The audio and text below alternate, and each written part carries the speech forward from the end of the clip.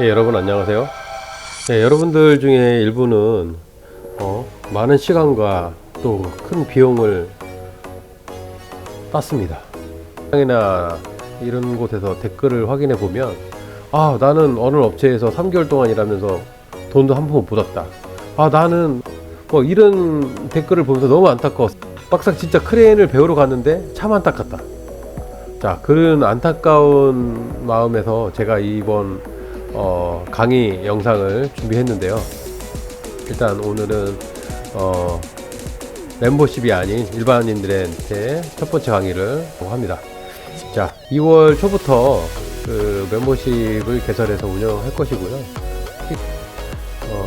크게 그 다음에 뭐 현장 실습 아니면 취업 관련된 거 아니면 스터디 또 현장 실습 이런 걸로 구성되어 있고요. 보시고 또 이야기 이어갈까요? 가보죠. 여러분 안녕하세요. 여러분들 중에 일부는 많은 시간과 또 큰 비용을 투자해서 기준기 면허를 드디어 땄습니다. 그런데 현실은 어떤가요? 자, 제 영상이나 이런 곳에서 댓글을 확인해 보면 나는 어느 업체에서 3개월 동안 일하면서 돈도 한 푼 못 받았다. 나는 6개월 동안 개 머슴 생활을 했어. 나는 정말 진짜 다시는 그런 데 가고 싶지 않아. 그 사람 너무 이런 댓글을 보면서 너무 안타까웠어요. 막상 진짜 크레인을 배우러 갔는데 참 안타깝다. 자, 그런 안타까운 마음에서 제가 이번 강의 영상을 준비했는데요. 일단 오늘은 멤버십이 아닌 일반인들한테 첫 번째 강의를 모두 공개하려고 합니다.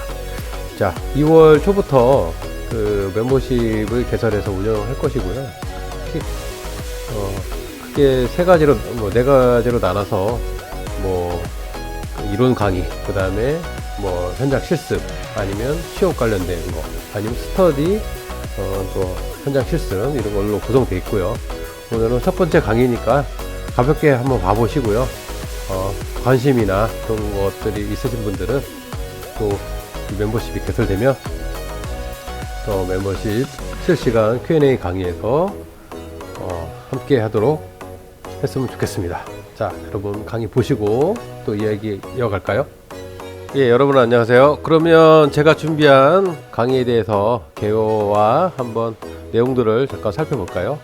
우선 자, 제가 강의에서 다룰 내용들인데요. 크레인 점검.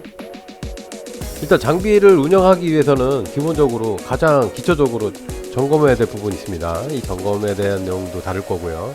그 다음에 크레인 작동법에는 상부, 하부, 서스펜션 원리, 스티어링 모드를 하는 방법이라든지 하는 어떤 특징들, 그 다음에 보조부의 이유와 원리, 그 다음에 또 재원표 보는 법. 재원표 보는 법 같은 경우는 그 기존에 현장 한 2달이나 3달 6개월 이렇게 경험하신 분들 중에서도 이 법에 대해서 모르시는 분도 있어요. 이거 물론 본인이 안 배운 걸 수도 있고 안 가르쳐 준 걸 수도 있고 하죠. 자, 이거 참 중요한 거고, 그 다음에 크레인 보조분 설치와 이런 이런 걸 별도로 제목을 다뤘고요. 그 다음에 크레인 주행한 데 있어서 도로교통법이나 과정에 대한 이해, 그 다음에 현장 답사. 요거 정말 중요합니다. 요거 장비의 현장 답사 가서 25톤이 가능합니다. 50톤이 가능합니다. 아니면 100톤이 있어야 됩니다라는 걸 평가할 수 있는 그 정도의 어떤 그 워라밸이 돼야 현장 가서 일을 할 수 있는 거지. 이런 기초적인 지식도 없이, 이게 가장 중요한 지식인데 이것도 없이 현장을 가서 기사로서 일을 한다는 건 아주 어불성설이죠. 그 다음에 장비 세팅 설치. 장비 세팅 설치기가 그냥 평지에서 하는 거 진짜 한 두세 번 반복하면 쉬워요. 하지만 경사로에서 할 수도 있고, 아웃트리거를 펼친 상태에서 아니면 한쪽은 펼치고 한쪽은 못 펼치고 아니면 보조적으로 침목을 보이는 경우도 있고요. 이것도 정말 중요한 분야이기 때문에 한 맥락으로 나타났습니다. 그 다음에 토목 현장에 가면 지하에 있는 지작물 아니면 매놀 설치, 옹벽, 천공, 관로, 뭐 탱크, 뭐 상차, 하차, 그다음에 띠장, 뭐 바이브레다, 뭐 장비 양중 뭐 지하로 넣을 경우 이런 것도 다 토목에서 하는 일들이죠. 이런 것들도 있고, 다음 건축으로 또 가면 뭐 철근, 그다음에 뭐 시스템, 형틀, 뭐 야길이라고 하죠. 근데 그 뭐 거푸집이라고도 합니다. 표준말로. 철골 구조물. 이거 철골 구조물 같은 경우는 정말 베테랑급이나 할 수 있을 정도의 내용이죠. 그 다음에 샌드위치 판넬, 요것도 가볍긴 하지만 굉장히 유용합니다. 그 다음에 아파트 현장에서 할 수 있는 일들, 그 다음에 자재 양중, 또 지하 구조물. 또 다음 페이지를 가볼까요? 다음 페이지 가면 또 조경 작업이 있습니다. 조경 작업에는 조경석, 큰 돌이나 뭐 작은 돌을 설치, 여기 하는 부분, 아니면 또 조경수, 뭐 아파트라든지 일반 골프장이 될 수도 있고요. 나무를 들 때 뭐 어떤 주의점이라든지, 인공토는 옥상이나 테라스 이런 데 올리는 걸 말하는 거죠. 그런 때는 뭐 장비도 부수적으로 올릴 수도 있고요. 그다음에 산악 작업에서 산안이나 야산이나 이런 데도 구조물을 설치해요. 이런 데는 장비가 진입하기가 굉장히 힘들죠. 그리고 또 경사로에서 차량 세팅하는 방법을 또 알아야 되고, 또 경사로에서 세팅했을 경우에는 또 보조분 같은 경우 또 경사로에서 살 수도 있어요. 뭐 경우에 따라서는 평지에서 보조분 달고 또 그 산을 등반하는 경우도 더러 있죠. 자, 그 다음에 송전탑 설치, 그 다음에 등반의 어떤 팁들, 그 다음에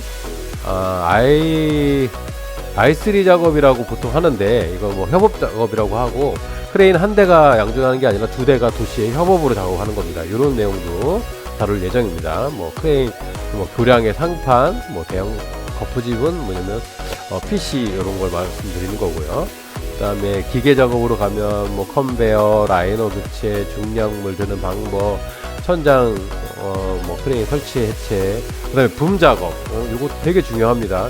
이 붐 패드라든지 붐의 이 원리나 작동법에 대한 이해가 없는 상태에서 붐 작업을 강제로 했다? 그러면 정말 장비에 큰 데미지와 함께 사단이 나죠.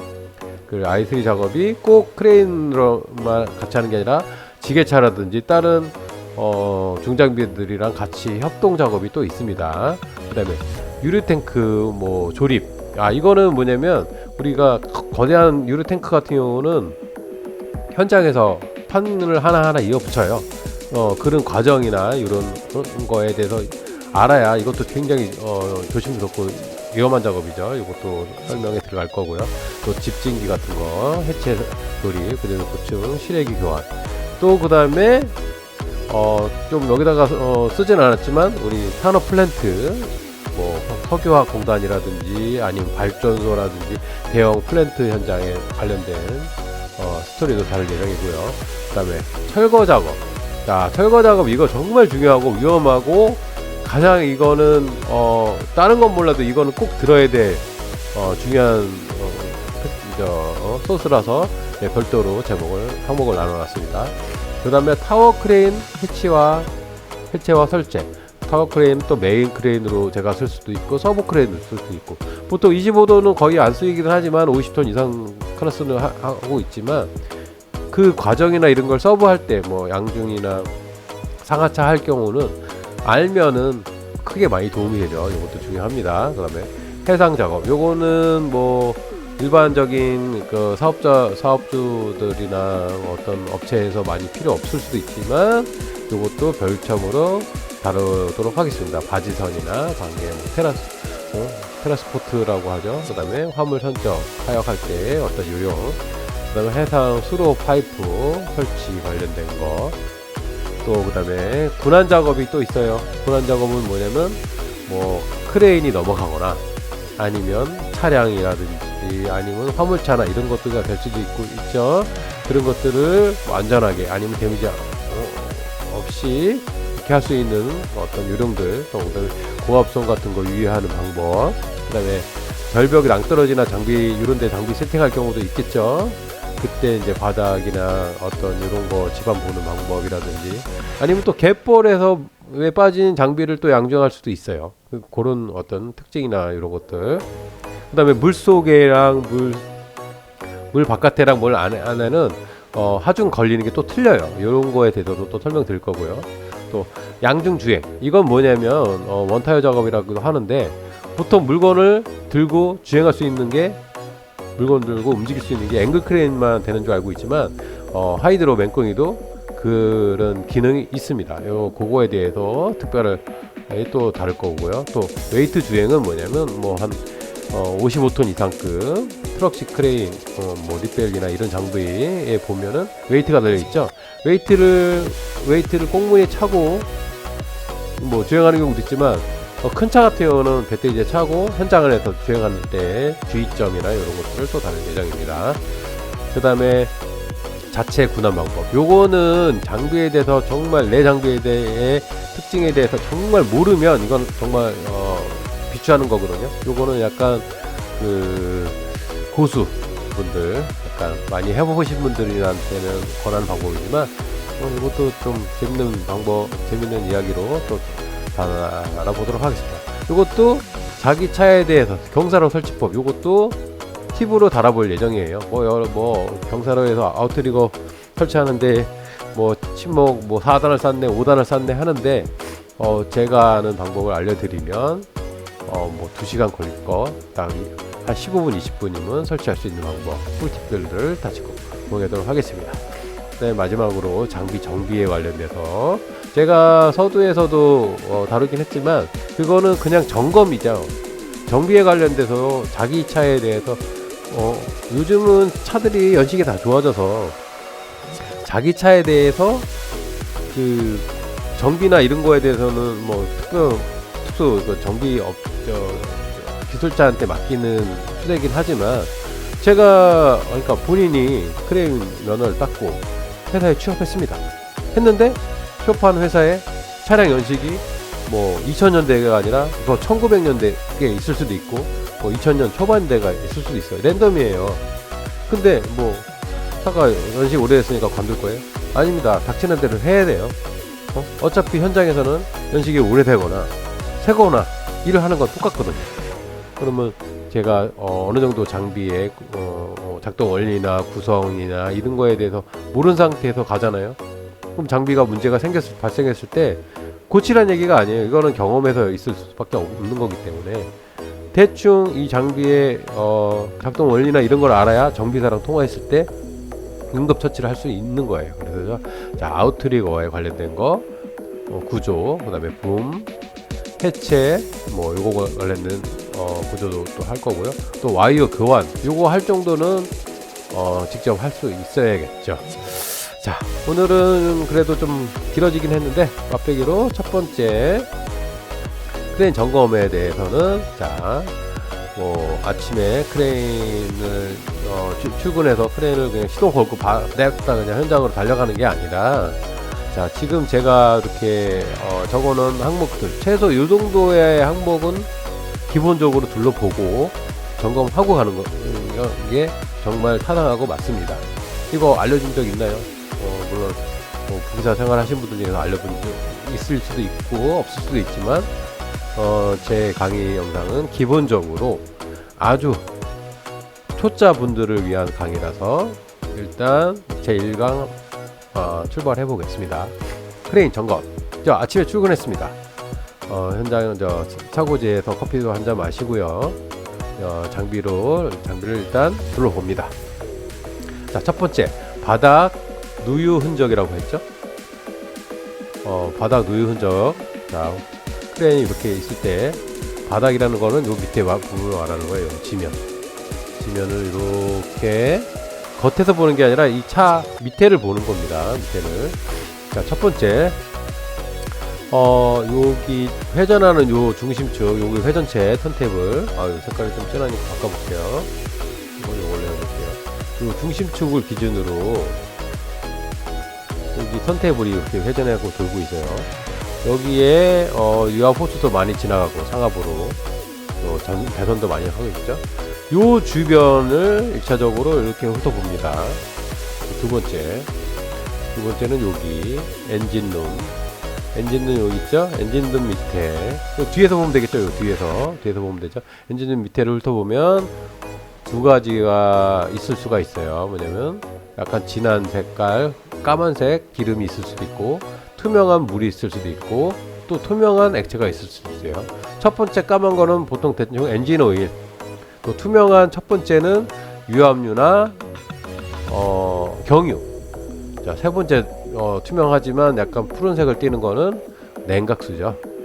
자, 겨울 이 차가 크게 문제가 없어도 겨울 환절기 때 예를 들어서 이제 우리 그 기름이 지나가는 밸브라든지 호수라든지 아니면 엔진 쪽에 그 남아공수라고 하죠. 그 냉각수가 지나가는 부분은 한쪽은 새고 한쪽은 고무 재질이에요. 이거를 이제 안 새게 이렇게 타이바 같은 걸로 조여놨어요. 근데 어쨌든 간에 겨울 되면 이 고무 재질이 추워서 수축하는 그 비율이랑 쇠 재질이 수축하는 비율이 똑같을 수가 없어요. 그렇기 때문에 공극이 생깁니다. 그렇기 때문에 거기서 엔진 냉각수가 유수되든지 아니면 뭐 오일이 유수되든지 될 수가 있어요. 왜냐면 이 차는 계속 진동을 해요. 주행할 때도 진동하고 작업할 때도 진동하고 하기 때문에 그런 거는 당연히 생길 수가 있는 부분이에요.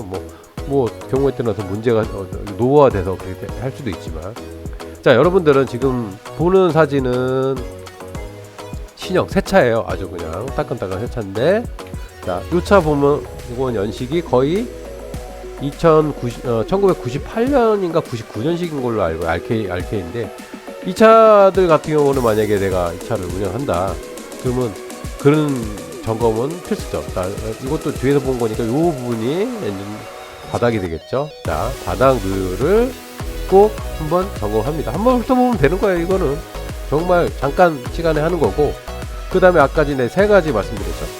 세 가지, 투명한 거 두 가지, 그 다음에 약간 뭐 녹색 한 가지. 첫 번째 투명한 거는 경유일 수 있다 그랬죠. 그건 냄새를 손가락으로 딱 눌러보고 냄새를 맡아보면 경유 냄새가 날 수도 있고, 경유 냄새가 나면 경유고요. 그 다음에 두 번째는 투명한데 경유 냄새는 안 나. 그러면 유압유일 경우가 있습니다. 그리고 손으로 이렇게 손가락에다 두고서 이렇게 문질러 보면 되죠. 미끌미끌하면. 그 다음에는 약간 달달한 냄새가 나면 그거는 그 냉각수입니다. 자, 대부분 그 정도는 알아야 일단은 장비 이상 징후를 발견했으니까 사장님한테 연락하겠죠. 사장님, 뒤에 엔진룸 쪽에 차 세우는데 보니까 뭐가 흘러 있는데 뭔지 잘 모르겠습니다. 이렇게 얘기하는 거랑, 사장님 경유가 좀 새는 것 같아. 엔진 좀 점검 좀 해야겠는데요? 아니면 냉각수가 좀 새는데요? 이거 호수 쪽에 좀 봐야겠는데요? 그렇게 얘기하는 거랑은 완전 틀리죠. 내 차에 대해서 내가 이만큼 알고 있다는 거. 자, 여러분들께 이렇게 설명드렸는데 나중에 만약에 그 바닥에 그런 흔적이 있으면, 누유 흔적이 있으면 충분히 제 얘기를 듣고 구분하실 수 있으실 겁니다. 자, 다음 두 번째 얘기가 길어졌네요. 타이어 상태 점검, 공기압이나 편마모. 자, 이거는, 자, 여기 화면에서도 보면은 요 타이어 보이시죠? 첫 번째 타이어 볼게요. 요거 보면은 요 지면 여기 있는 데를 보면은 이렇게 일자로 눌려진 부분이 있죠. 제가 확대를 잘 못하겠는데 여기는 이렇게 이빨이 하나 둘 셋 이렇게 보이시죠? 근데 여기 이빨들이 안 보이죠? 여기는. 자, 여기는 안 보이시죠? 요게 뭐냐면 타이어가 눌려서 그만큼의 이빨이 이제 눌려진 부분이에요. 자, 이거를 내가 왜 말씀드리냐면 요 차 기준으로 말씀드릴게요. 차를 맨날 아침에 와서 이렇게 타이어를 1번, 2번, 3번, 4번을 봤어요. 내일도 봤어요. 모레도 봤어요. 계속 보게 되다 보면 눈에 익어요. 타이어 지금 압력이, 공기가 적정하게 이만큼 들어있구나. 근데 그거 많은지 안 많은지 뭐 주먹으로 쳐볼 거예요? 아니에요. 눈썰미를 보는 거예요. 근데 아침에 와서 처음에 차를 한번 둘러보면 타이어를 쭉 훑어봤는데 어떤 애는 약간 많이 튀어나와 있거나 들나 있거나 하면은 분명히 공기압에 대해서 의심을 할 수 있는 거죠. 그 두 번째, 타이어 이 우회면, 요 우회면에 위에면 잠깐만요. 요 위에면에다가 이거 색깔 다른 걸로 할게요. 요 위에면에다가 손바닥을 대보면 이게 면이 골고루 평평한지 라운드가 졌는지 아니면 울퉁불퉁한지 느껴져요. 그럼 편마모가 있다는 얘기죠. 그거는 자 이런 세차 같은 경우 그거 상관없죠. 근데 편마모가 생기기 시작하면 나중에 타이어가 짱구가 됩니다. 자 요런 2축짜리 맹꽁이 기준으로 말씀드리면 타이어가 새거 한 짝에 380만원 정도 해요. 뭐 지금 시대에 좀 틀려질 수도 있겠죠. 근데 저 타이어가 빵꾸가 나진 않았는데 편마모가 생겼어. 편마모가 생길 수 있어요. 편마모가 생겼으면 짱구가 점점 생기면서 나중에 타이어를 더 쓰질 못해요. 그럼 깎아낼 수도 없고 답이 안 나와요. 근데 그런 거를 조기에 알면 정비소 가서 타이어를 교체를 하거나 아니면 하부의 점검을 받을 수가 있는데 그거를 그냥 무시하고 넘어갔다? 그거는 최소한 기사의 어떤 기사로서 자기 차에 대한 점검에 대한 약간 직무유기 아닐까요? 자, 그게 있고 세 번째 적재물 결석 확인이 있습니다. 자, 적재물 결석은 뭐냐면 크레인에 부수적으로 싣고 다니는 것들이 있습니다. 첫 번째, 침목. 자, 침목 부분. 자, 일단은도 앞에랑 여기 앞에랑 잘 표시가 안 되네. 요걸로 할까요? 네. 요 앞에랑 요 뒤에. 요 뒤에는 침목이 안 들어가 있네요. 아직 세차를 해서 아직. 자, 잡는 상태. 뒤에 보면 이렇게 침목 따위가 있죠? 요거 보면은 자세히 보면은 여기에 밴딩 돼 있어요. 자, 예전에 사고사를 알려드릴게요. 저 침묵을 그냥 휙휙 던지고 이렇게 밴딩을 해야 되는데 기사가 깜빡 잊고 저거를 이제 밴딩을 안 했어요. 그래서 주행을 했습니다. 그렇게 열심히 가다가 이제 뭐 방지턱이나 이런 데 덜컥 넘는데 저 침묵이 떨어졌어요. 뒤에서 쫓아오던 차가 그 침묵을 피하지 못하고 아줌마예요. 밟고 넘어갔어. 차가 범퍼도 깨지고 밑에 하부도 작살나고 했는데 이 크레인 기사한테 이거를 청구했습니다. 그 크레인 기사는 그거를 차 수리비를 400 얼마를 물어줬어요. 자, 이거 있었던 사례입니다. 두 번째 사례. 자, 크레인 요 앞에 보면 대부분 요 앞에 부분에 슬링 벨트 아니면 샤클 이런 것들을 올려둡니다. 자, 정확히 말하면 이거를 보관을 해야 되는데 어디 무슨 서랍이라든지 이렇게 밴딩을 해야 되는데 보통 저기서 떨어질 일이 없다 생각해서 던져놓습니다. 근데 그게 달달달달 거리면서 뒤로 떨어졌어요. 근데 그 샤클 여러분 얼굴에 맞으면 이빨 나갑니다. 턱도 깨지고요. 자, 뒤에서 오던 차가 맞았어요. 어떻게 됐을까요? 자, 그거는 제가 더 이상 설명을 안 드릴게요. 자, 차에 있는 침목이 제대로 결속되어 있는지, 사다리, 우리 찝찰 때 하는 사다리, 요게 제대로 결속되어 있는지, 그 다음에 슬링 벨트나 샤클. 슬링 벨트도 떨어져서 뒤에 그 바퀴나 이런 데 확 감겨 들어가면은 이거는 앞으로 가도 못하고 뒤로도 못하고 정비하기도 뭐하고 개고생합니다. 진짜 칼로 그거 기어 들어가가지고 끊어내려면. 자, 요런 것들. 이거 제가 뭐 많지도 않아요. 이거 한번 쑥 훑어보는 거죠. 제 위치에 있는지만 확인하면 돼요. 제가 이 샤클에 대해서 왜 한번 그 사고사를 말씀드리냐면, 현장에서 작업 끝나고 나면 샤클이랑 슬링벨트를 챙깁니다. 그래서 원하는 위치에 둬요. 근데 크레인 기사가 작업 끝나고 차를 접을 때 후크도 경납해야 되고 아웃트리거도 경납해야 되고 침목도 제자리에 놔야 되고 샤클도 정리해야 되고 벨트 정리해야 되는데 침목이랑 샤클을 이런 거를 현장 작업자분들이 도와준다고 챙겨줬어요. 근데 오른쪽에 있는 반장님은 샤클을 내가 벌써 평소에 두둔 곳에다 던져주든지 아니면 기사한테 전달을 했는데 반대편에 있는 작업자분이 그냥 차 뒤편에서 그 앞에 안 갖다 주고 차 위에다 올려놓은 거야. 어디다 올려놓느냐? 여기 여기다 올려놓은 거예요. 또 기사는 이제 막 뭐 사인지 받고 뭐 하다 보니 정신 없으니까 이것까지 챙기지 못하고 그냥 출발해서 가는 거죠. 자, 요 앞에는 약간 요 앞에는 그 샤클이라든지 슬링배트들하게 이렇게 공구함도 만들어 놓고 해요. 뭐 뚜껑까지는 아니지만. 근데 여기는 그냥 판때기 의외고 타이어 의외예요. 그 주행하면서 달달거려서 안 떨어지겠냐고요. 이게 떨어져서 뒷차가 맞았어. 맞았는데 저 차에서 떨어져서 맞은 걸로 알고 쫓아오잖아요. 그러면 이거는 뭐 100% 해줘야 됩니다. 자, 그 다음에 자, 요 세 가지는 시동을 걸기 전에 점검하는 것들이고요. 자, 요 네 번째, 시동을 켜고 나서 에어 점검을 합니다. 에어 점검은 뭐 하냐면 첫 번째 에어 드라이기. 이번에 에어 드라이기를 모르는 분이 계시니까 일단은 원리부터 알려드릴게요. 큰 차들 뭐 25톤 카고 화물차 아니면 버스, 덤프 트럭 이런 큰 차들, 또 그리고 크레인, 도로를 주행하는 크레인들은 브레이크를 밟았을 때 두 가지 힘을 병합해서 브레이크를 작동하게 됩니다. 자, 운전석에서 브레이크를 밟았어요. 승용차는 브레이크까지 거리가 짧아요. 브레이크 액이 지나가는 호수 거리가 짧기 때문에 내가 밟은 악력을 그 브레이크 액이 브레이크를 잡아주는 타이어 쪽까지 금방 거리가 짧기 때문에 바로 전달해서 브레이크 액만을 가지고서 유압만을 가지고 브레이크를 잡습니다. 하지만 큰 차들은 내가 밟은 운전석에서 브레이크 라인이 쭉 타고 정작 브레이크를 잡아주는 캐스프까지 가는 길이가 엄청 길어요. 그런데 중간에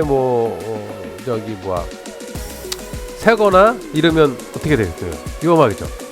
그렇기 때문에 큰 장비들은 두 가지 힘을 같이 이용합니다. 첫 번째가 에어, 공기압, 두 번째 그 다음에 유압입니다. 그래서 브레이크 라인 쪽에는 유압 구조물이 있고요. 그 구조물을 미는 원리는 에어, 공기압으로 밀어줍니다. 그럼 공기압이 평소에 계속 차에 꽉 차 있으면은 아무래도 좀 셀 수도 있고 여러 가지 문제가 있겠죠. 그렇기 때문에 차 시동과 동시에 엔진에 달려있는 에어 콤프, 컴프레셔라고 하죠. 그 콤프가 차에 있는 그 에어 탱크, 뭐 1번 탱크, 2번 탱크, 3번 탱크, 뭐 큰 차들은 4번 탱크까지 있는 차도 있죠. 보통 두 개나 세 개 정도 있는데 에어 탱크에 공기를 채워줍니다. 시동 걸과 동시에. 자, 근데 에어 드라이기라는 건 뭐냐면 공기가 그냥 우리 공기 중에 있는 공기를 그냥 빨아들이면 습기가 있을 수도 있고요. 그러면 안에 어떤 뭐 습기가 나중에 얼거나 그러면 결론 현상도 있고 아니면 밸브나 이런 쪽에 손상을 줄 수 있겠죠. 그렇기 때문에 그 에어를 그냥 빨아들이는 게 아니라 어떤 따뜻한 모래층, 에어 드라이기 하죠. 드라이기라고 합니다. 공기를 말려주는, 뜨겁게 말려주는, 그러니까 수분이나 이런 거를, 수분이나 불순물을 걸러주는 그 드라이기를 거쳐서 에어탱크로 저장이 돼요. 그래서 항상 공기압이 유지됩니다. 꼭 알아두셔야 돼요. 이거 정말 중요한 겁니다. 그 드라이기가 보통 어느 정도 압력이 차면 칙 하고 이제 드라이기랑 그 밸브가 압력 더 이상 차지 말라고 뱉어줘요. 칙칙 소리가 나는데 그거를 일반 정상적인 차는 칙칙 소리가 주기적으로 빨리 나진 않아요. 텀이 한참 길어요. 근데 문제가 있는 차들은 계속 칙 한 뭐 2, 3초 주기로 계속 뱉어요. 내가 시동을 걸었는데 그 에어가 어느 정도 찼는데 차기 전까지는 이제는 뭐 시간이 걸리겠죠. 근데 그게 칙칙거린다. 그러면은 그 에어 배기 주기라 그랬죠. 그러면 그 지금 이 차를 정상적으로 작동할 수 있는 저게 아닙니다. 보통 그런데도 막 다니는 경우가 있죠. 그래서 칙칙 소리 나는 거, 뭐 가끔가다 우리 그 도로변에 횡단보도에 서 있다 보면은 화물차들이나 이런 차 옆에 있다 보면 칙 소리 나는 경우 들을 수 있을 거예요. 덤프차나 이런 차들은. 이게 에어 드라이기가 아니면 에어 그 압력 게이지에서 뱉는 소리예요. 자, 그 다음에 또 완충 시간이 있어요. 자, 밑에 보시면 요 새 차가 있어요. 그리고 오래된 차가 있습니다. 어떤 차를 배정도 받을지 모르지만 새 차는 에어라인이나 이런 게 되게 잘 돼 있겠죠. 그래서 이 차를 하루 주행을 했습니다. 주행을 하고 차고지에 왔어요. 그러면 차고지에 왔을 때 시동을 계속 걸려 있고 계속 충전하면서 왔기 때문에 1번 탱크, 2번 탱크, 3번 탱크에 거의 에어가 꽉 차 있겠죠. 자, 다음날 출근했습니다.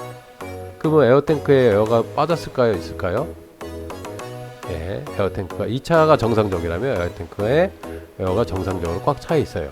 그러면 이 차가 시동 걸고 에어 게이지를 운전석에 있는 에어 게이지를 봤을 때 정상 범위에 있으면 바로 사이드 브레이크를 풀고 출발하시면 됩니다. 자, 구형차의 경우는 에어 탱크에 에어를 채우고 사무실에 도착을 했어요. 도착하고 나서 이제 주기하고 다음날 출근을 했습니다. 아침에 출근해서 시동을 걸었어요. 에어 탱크에 에어가 있을까요? 자, 이식 정도면 대부분 없습니다. 그래서 에어를 좀 채워야 돼요. 어느 라인에서 새고 있는데 그걸 잡아야 되는데 못 잡으면 계속 긁고 다니는 거예요. 차라리 치 하고 막 소리 나면서 에어가 안 찬다. 그 정도면 아예 운행이 안 되는 거죠. 그러면 그거를 이제 정비사가 오든지 내가 소리 나는 곳을 찾아서 그 배관을 풀러서 문제점을 찾아서 뭐 배관 라인을 교체할 수도 있고 아니면 그 부분만 수리할 수도 있겠죠. 자, 여러분, 제가 뭐 이게 정말 중요하기 때문에 설명이 길어졌는데요.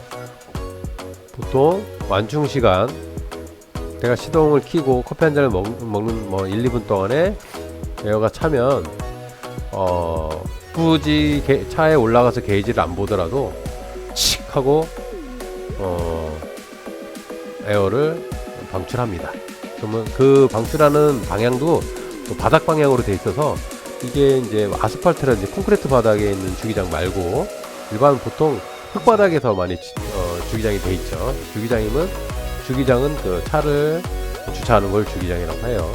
그러면 에어를 압력을 한 번에 땅바닥으로 뱉으면 무슨 현상이 나요? 먼지가 일어나죠. 멀리서 봤을 때 시동 켜놓고 이제 뭐 사무실 와서 커피 한 잔 먹고서 이렇게 에어 찰 때까지 기다리고 있는데 칙 하면서 그 차 밑에서 먼지가 일어난다. 아, 그러면 에어가 다 찼구나 알 수 있는 거예요. 자, 요거는 또 내가 다른 거 또 설명할 때 또 추가로 더 보완해서 설명하는 걸로 하고, 자, 그 다음에 시동을 켠 상태에서 하는 거죠. 그리고 바로 출발하면 되죠. 근데 여기서 딱 한 가지 한 번 더 해주면 좋을 게 있어요. 왜냐면 시동을 끕니다. 시동을 끄고 둘러보는 동안에 차를 한 바퀴 돌면 에어가 새는 곳이 소리가 들려요. 특히 아침에 새벽에는 이렇게 적게 들리든지 이렇게 들리든지 그런 쪽을 이제 한번 점검해 두면 저기가 한번 이상이 있으니까 한번 점검해야겠다. 시간 날 때 현장 가서 점심시간에 밥 먹고 그냥 탱자탱자 놀지 말고 이런 거 제 생명과 직결되어 있는 거기 때문에 이런 것들을 하나둘 점검해 두시는 게 가장 중요합니다. 또 그리고 내가 분명히 저기서 소리 나는데 어디서 나는지 모르겠어.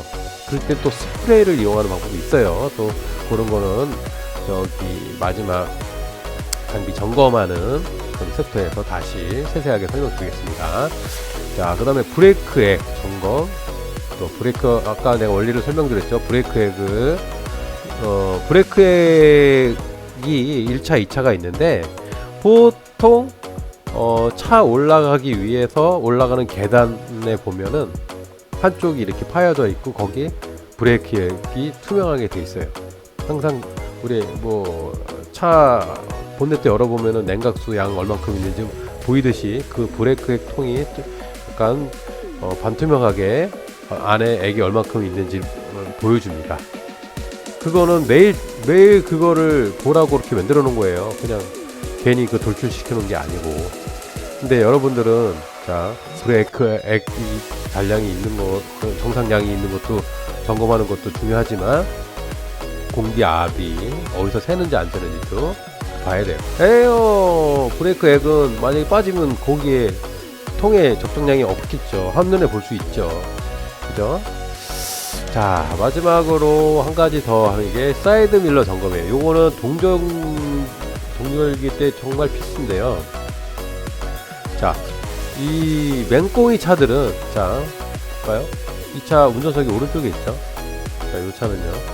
이 차도 운전석이 지금 안 보이지만 오른쪽에 있어요. 우리나라는 우측 통행이에요. 자, 근데 차들은 운전석이 어디 있다? 좌측에 있어요.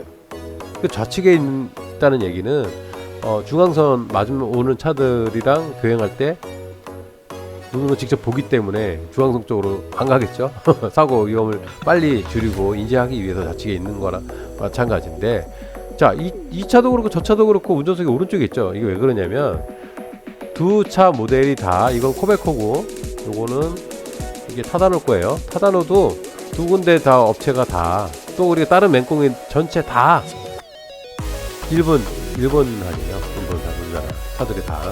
그래, 일본은 도로 주행을 어디로 한다? 좌측으로 합니다. 우리랑 반대예요. 그렇기 때문에 저 운전석이 맞는 거예요. 제가 이제 그동안에 저기 영상 올린 것 중에서 뭐 수출형, 신형, 뭐 카톡, 운전석이 뭐 좌측이라고 막 그렇게 한 영상이 있어요. 그거 보시면 그 설명에서도 나오는데, 저 차는 일본에서 만든 차라서 우리나라 수입해 올 때 그냥 일본에서 그냥 수입해 온 거예요. 그러면 여러분들이 저 차를 도로 끌고 나가잖아요. 그러면 좌측, 그러니까 중앙선 넘어서 오는 차들을 바라볼 때 항상 저 붐이 시야를 가립니다. 지금은 올라가 있지만 이게 붐이 평소엔 이렇게 내려와 있어요. 그러면 어디를 보냐? 이 붐 밑에 요만큼, 요 창문으로 해서 요 사이드 밀러를 봐야 돼요. 이거 정말 진짜 무슨 어디 가려놓고 운전하는 거랑 똑같습니다. 이거 주행편에서 한 번 더 설명할 거고, 또 나중에 오프라인 강의에서 또 세세히 또 설명하긴 하겠지만, 여러분 이제 오늘 영상은 크레인 점검에 대해서 좀 다뤄봤습니다. 오늘 이 영상은 온라인 강의로 하는 게 아니라 온라인 강의가 시작되기 전에 일반 회원분들한테 공개되는 영상으로 함께 할 거고요. 솔직히 그 영상 요번에 그거 준비하면서 솔직히 준비 시간도 많고 그래요. 그런데 저는 제가 안내에서 말씀드렸듯이, 첫 번째, 전 멤버십에 많이 들어오셔서 많이 보기를 원하는 건 아닙니다. 정말 필요하신 분들에 한해서 정말 한 10에서 20명 정도만 들어오셔서 실시간으로 내가 이렇게 설명할 때 뭐 그냥 일방적으로 내가 정보를 전달하는 그런 게 아니라 막 듣다 보니까 뭐 어떤 명칭이나 이런 걸 내가 처음 듣는 거야. 근데 내가 원리를 제가 설명을 안 드리고 넘어갔어. 그러면 실시간 댓글창으로 질문을 하세요. 그러면 요거 설명하는 거 딱 중단하고 그거에 대해서 설명을 이해를 해드리고 넘어갈 겁니다. 자, 우리 멤버십의 맨 아래 단계인 25돈으로 하신 분들은 실시간 영상에서 함께 실시간 채팅과 동시에 질문과 답을 같이 하실 수 있으시고요. 그 다음 레벨인 50톤 레벨은 그거 외에 그 영상은 멤버십 영상 분들에게만 다시 보기를 허용할 겁니다. 50톤 레벨로 오신 분들은 그 다음에 그 50톤 레벨 분들부터는 제가 별도의 커뮤니티를 만들었어요. 밴드를 만들었는데, 그 밴드에 오셔서 강의 시간에 궁금했던 거, 아니면 현재 생활하면서 궁금했던 점들을 글로 남겨주시면 제가 답글로도, 아니면 정보를 찾아서도 답글을 하겠지만, 또 제가 뭐 또 그걸 또 하는 것보다 잠깐 통화해서 설명해 주는 게 더 쉽겠다. 그러면 전화 통화해서 실시간으로 또 설명을 드릴 예정입니다. 그거는 밴드 방에서만, 크레인 마스터 밴드에서만 운영할 예정이고요. 그 다음에 100톤급의 구독을 해주신 분들한테는 또 한 가지 특전을 또 준비했어요. 뭐냐면, 이렇게 온라인 강의도 중요하지만 실전에서 해보면 얼마나 좋을 거예요. 근데 저희가 현실적으로 장비를 직접 만져보려면 장비 업체에 가야 되는데 업체에서 그걸 해달라고 해도 그걸 해줄 게 만무하고,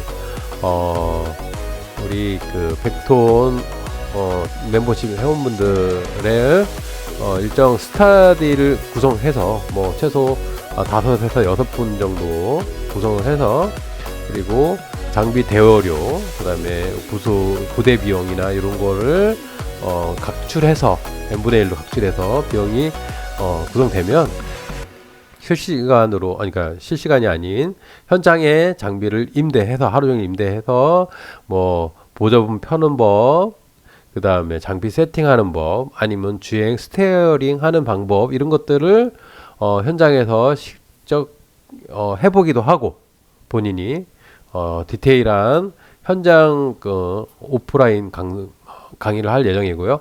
이것도 영상으로 하긴 하겠지만 이것도 멤버십 50톤 멤버십 분들한테만 공유할 겁니다. 또 그리고 일부 편집해서 일반 분들한테도 뭐 짤막하게 공유하긴 하겠지만, 저는 이 멤버십을 운영하려고 하는 큰 이유 중에 한 가지가 뭐냐면, 제가 일반적으로 지금 올리는 영상들은 일반인도 봐도 되고, 아니면 지금 이쪽에 종사하시는 분들이 봐도 되는 그냥 보편적인 영상이고요.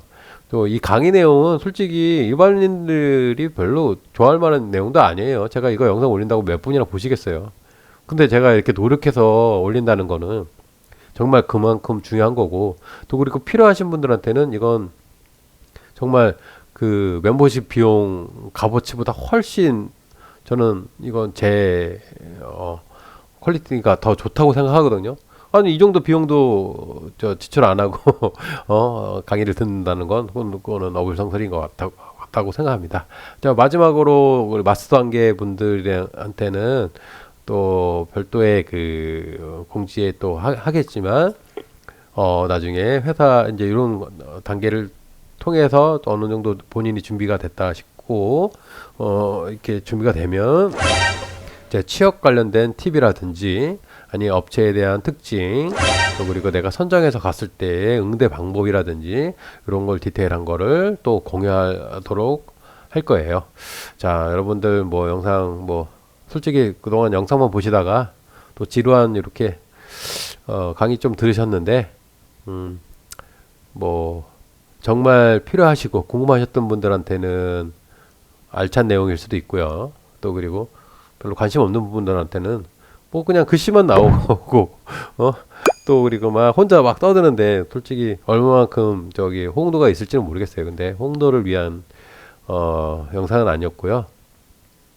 여러분들 앞으로 이쪽 업계에 오실 분들에 한해서 정말 필요한 내용이다 생각해서 제가 시간을 내서 만들고 또 애정을 해서 또 보완을 해서 만든 영상이니까 재밌게 봐주시고요.